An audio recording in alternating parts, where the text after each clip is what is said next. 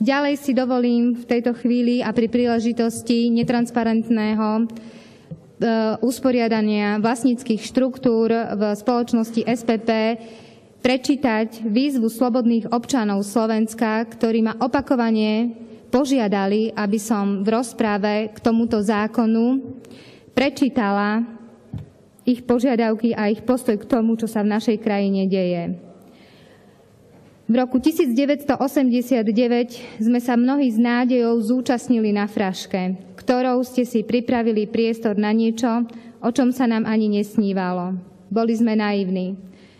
Postupne ste za 23 rokov rozkradli a rozpredali všetko to, čo generácie Slovákov pracne budovali spoločne s bratmi Čechmi.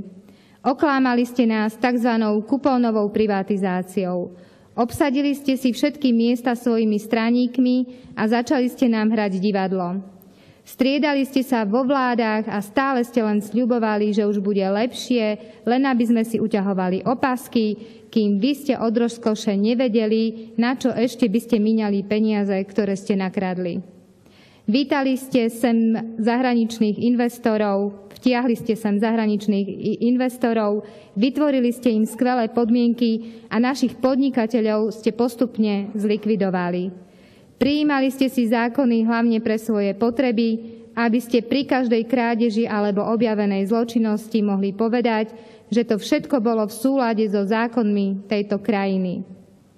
Aby ste si boli istí, že sa vám nič nestane, kompletne ste si obsadili súdnictvo, prokuratúru a políciu. Dovolili ste, aby sa na pulty predajní dostali nezdravé potraviny, odpad, ktorý by vo vyspelých krajinách ľudia vôbec nekupovali. Z dôchodcov ste urobili žobrákov. Zničili ste naše poľnohospodárstvo a stali sme sa potravinovou závislou krajinou. Zdravotníctvo ste dostali na kolená a na jeho žalostnú úroveň doplácajú všetci občania. Za naše peniaze ste ozdravili banky, aby ste ich potom nevýhodne predali do zahraničia. Školstvo, na ktoré sme boli v celku hrdí, ste dostali do stavu, že zo škôl nám síce vychádzajú kvanta vysokoškolákov, ale nie vysokoškolsky vzdelaných ľudí, ktorí sa nevedia v živote uplatniť. Neviete spravovať krajinu, len zdierať obyvateľov, ktorí v zúfalstve páchajú sociálne samovraždy, nakoľko nevidia východisko zo situácie, do ktorej ste ich vy svojou nenažranosťou dostali. V svojej výzve pokračujú ďalej. Vrcholom je vaša snaha o zapojenie Slovenska medzi krajiny s tzv. Juvenilnou justíciou, ktorá umožňuje odoberanie detí z rodín, čím priamo ohrozíte existenciu základnej jednotky nášho národa, rodiny. My, občania Slovenska, vyzývame vás, ktorí ste rozkradli a rozpredali náš štát, ktorí ste zodpovední za genocidu tohto národa, ktorí ste zodpovední za to, že slušní občania tohto štátu páchajú samovráždy pre situácie, do ktorých ste ich dostali svojou neschopnosťou a nenásytnosťou, ktorí z nás robíte novodobých otrokov. Odíďte. Vieme, že táto výzva na vašich bezcitných tvárach vyvolá len úsmev. Pokojne sa usmievajte. Nakoniec sa budeme usmievať my potom, keď sa vás zbavíme. Berte to ako výzvu k tomu, že môžete odísť bez toho, aby sa vám čokoľvek stalo. Opakujeme, odíďte a nič sa vám nestane. Ak tak neurobíte, sami poniesiete zodpovednosť za to, ako s vami obyvatelia tejto krajiny budú zaobchádzať. Nenádejajte sa, že vás budú súdiť vaši sudcovia podľa vašich zákonov. Budú vás súdiť ľudia, ktorých ste zbedačili, a budú vás súdiť podľa vlastného zdravého rozumu. Sami sebe potom dávajte za vinu, ak s vami budú zaobchádzať tak, ako teraz zaobchádzate vy s nami. Hnev občanov, ktorých ste zahnali do slepej uličky, z ktorej nevidia iné východisko, bude možno krutý. Ukradli ste budúcnosť nám, ale najmä našim deťom a našim vnúčatám. Ste bezcitní a skorumpovaní. My vás tu nepotrebujeme a nechceme. Začíname revolúciu proti tyranii.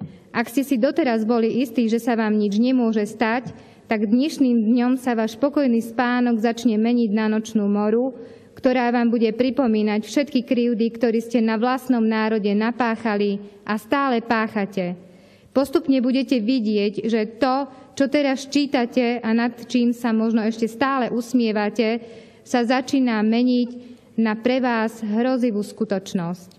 Od dnešného dňa všetci tí, ktorí sa zapoja do tejto revolúcie proti tyranii, začnú nosiť na prsiach našu trikolóru. Táto naša trikolóra nás postupne zjednotí. Na začiatku nás bude zopár, ale postupne nás budete vídať stále viac.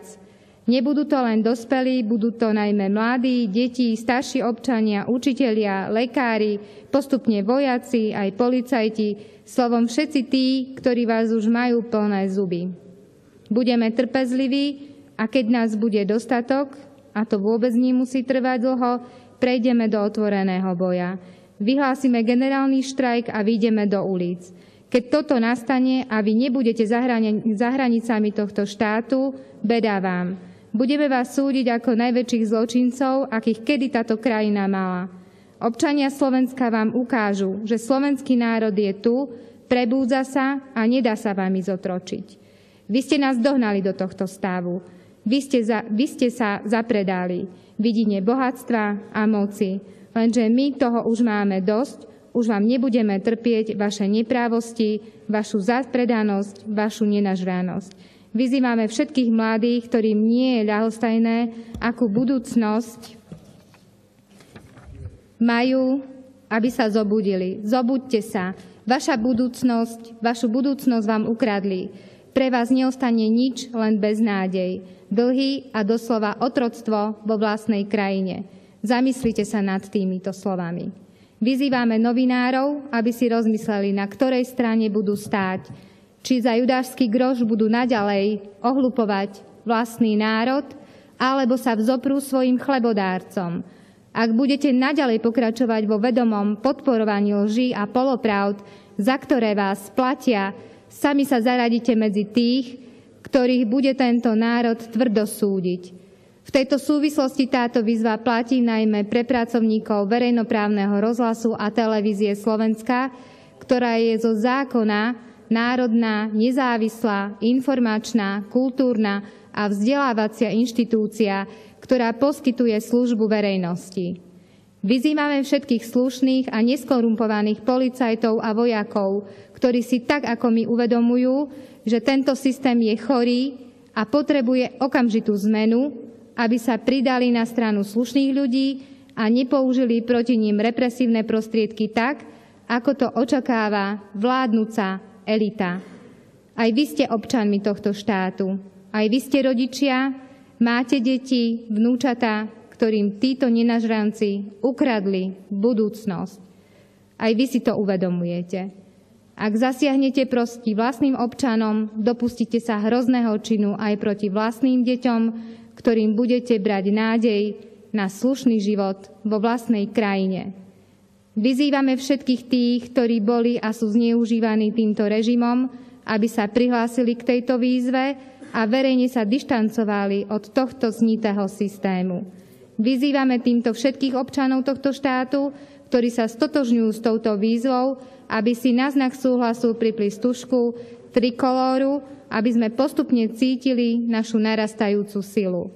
Na záver ešte raz vyzývame vás, ktorí sa považujete za elitu tohto národa, a nie ste ničím iným ako poslednou spodinnou.